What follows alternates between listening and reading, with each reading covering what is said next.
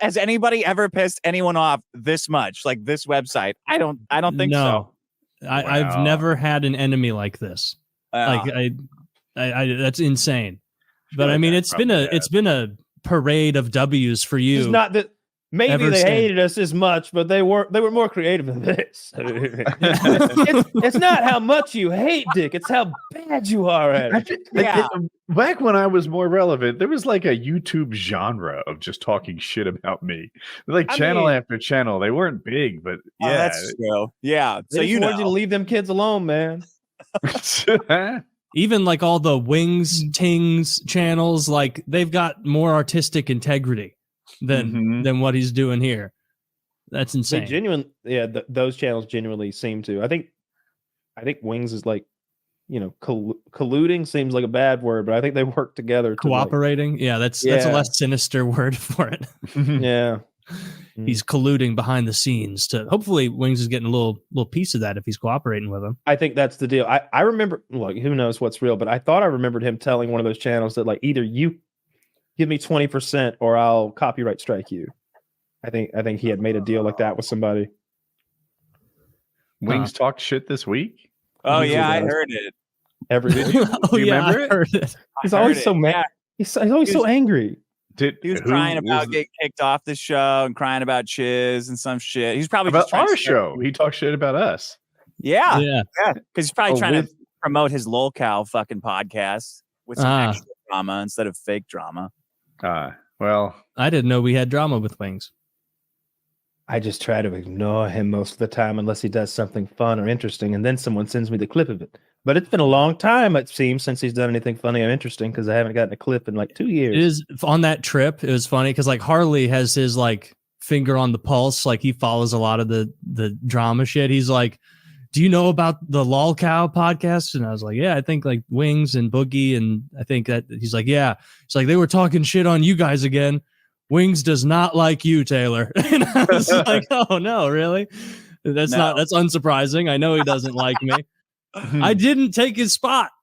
I didn't even take his fucking spot. Yes, you Lefty did. Was yes, you did. Yes, you did. Stop trying to rewrite history. Taylor called me and said, "You know what? I don't think Wings is very good for the show. I should have his spot." And I was like, "You think? I'm loyal to Wings." And Taylor's remember, fuck that guy. I remember exactly what he said. He made a joke. He said something like, "Wings can't cut the mustard. He eats too many sandwiches anyway." Something like that. Made a fat joke. Yeah. This is all. Did he say true. it in a Chinese accent? Did he do that? He's straight up. He does not like me. Apparently, Harley clued me into that during Gun Day. Well, you know what? That's a shame. I wish that he did like you or us. I don't care. I wish he weren't so sour about things because it's not healthy to hang on to those kinds of grudges, and he doesn't really have any reason to be anyway. You don't want to be a grudge guy. And Lefty took his spot. Go give Lefty beef. Yeah, Lefty was here for like a cup of coffee, and then so really he was just a nice buffer zone so that I can be technically correct about not taking Wings' spot. Their Lolcow podcast sucks too. They're both too big to confront anybody. Yeah, Boogie, if anybody challenges him, he just sticks his ass up in the air. I think he's trying to spread his cancer out to all their listeners. So it's fucking horrible. It's so boring. If you're gonna be a Lolcow, you have to play into that and indulge all the drama and the silliness and the nonsense. You can't go on there and be Mr. Serious. Trotted out fucking Wings. They were asking Wings about something controversial, calling him a pussy, and he said, "Oh, I'm doing this charity to raise to get backpacks and notepads for poor students." It's like, who gives a fuck about your charity? Give kids coloring books. I'm going to start a charity that will raise more money to remove backpacks and books from children. That's charity. Yeah, Wings is. You know how in Magic, in Skyrim, you get level 1 illusion, level 2 illusion. Wings is a level 1 manipulation wizard, and so he thinks that he did this thing a while back with some crippled girl who needed to be put up. That. She thought that if they put her in a bariatric chamber, it would fix her ridiculous nervous disorder and allow her to walk upright and shit. Heather Heyer or something. And Wings leaped onto that. He would, whatever her name was, I forget. Who's Heather Heyer? She's somebody else. That's lady. That's a fat girl. I got big girls on the brain. Does that help you, Ashley? Yeah, something like that. Yeah, something like that. And you don't want to put her on I can never forget him sitting there in his best greasy fucking shirt with that notepad, clicking a pen to it because he's seen professionals do that when they interview people. Like he's got notes, it's scribbles on there or his candy list or whatever.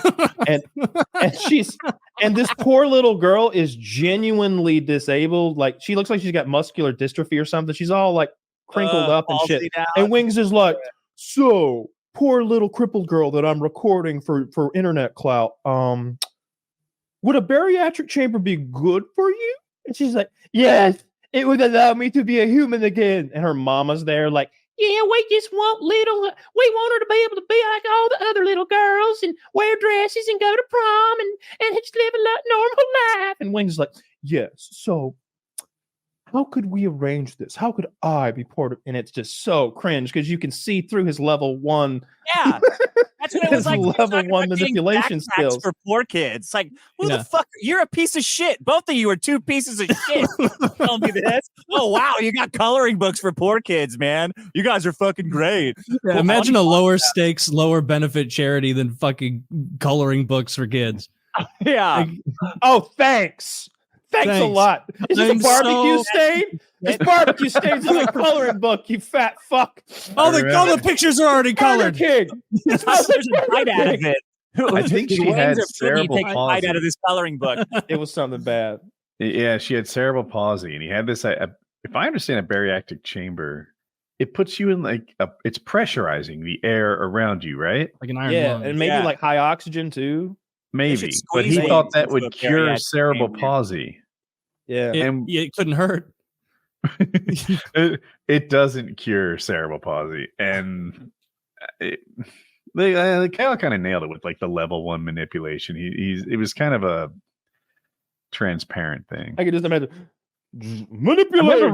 We joked about it on the show. And like one person in the crowd gets those dizzy symbols above their head, and the rest of us are like, I want coloring books that we know, right? Like, it really worked for him. Maybe because the audience was young at the time. But at the time, he got all this praise and like accolades for being such a good person. And he's like, man, I'm going to like keep this up. I'm going to do another one and another one. And continued with the praise and the accolades pouring in. I was like, I'm going to one up you. I'm going to like go to a nursing home and get loads of sick, poor people. And eventually I was going to a graveyard, just finding, like dead people and, raising money for them or something. Fallen soldiers and stuff. Yeah. So yeah. So when he says bad things, I take them salted with knowledge of things like that. Heavily salted. I take it with some thick skin. I think sometimes you say things and it maybe only felt it for a short period of time. I think maybe he's just trying to put a show on. Yeah, he can get hot-headed, and I know what that's like. He's not trying very hard. No, have you watched much of the Lolcow show? I can only watch it when Ralph's watching it, but yeah, I have seen enough to know that it's just like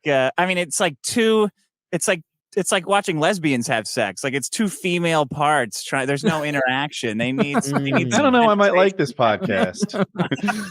No, you need some conflict added. Lesbians having sex. It's 800 pounds of lesbians having sex.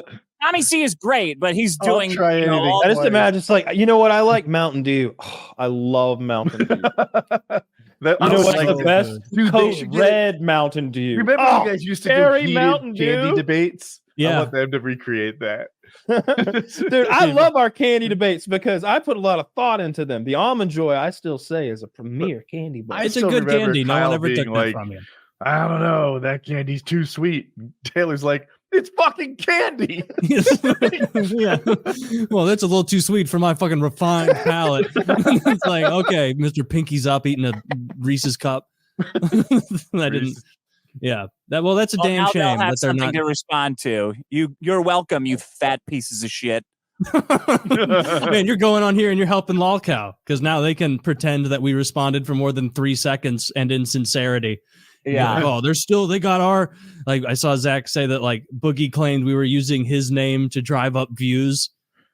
Yes. I did. Absolutely a Boogie hanger on. Yes. I did accidentally. Usually when I see a Boogie title in there post show, I'm like, do people really care? Let's put something else in there. Like, we usually don't include. I was thinking of EDP the other day, but I accidentally said Boogie and I felt bad about that. We corrected it. Yeah. But Boogie's Boogie's not a much pedophile. better guy than EDP by all accounts. EDP's a pedophile.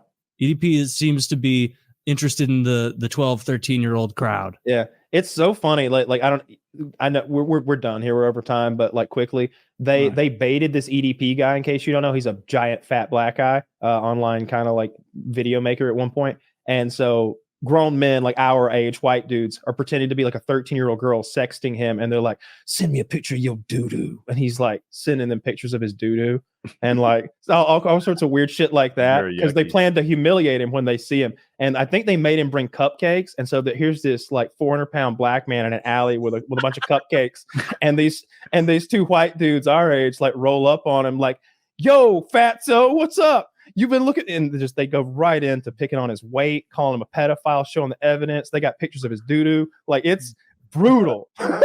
He was dead to rights immediately.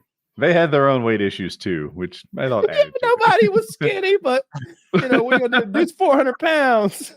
He's the kind of guy that I would want a picture with if I were in a public place, because I would look svelte. Look real. I'm not a pedophile. I wouldn't look like a pedophile at all if I'm standing next to him, right? Oh, you're looking like you're into matures next to him, and you're Mr. upstanding citizen over there. You're standing there with your adult girlfriend.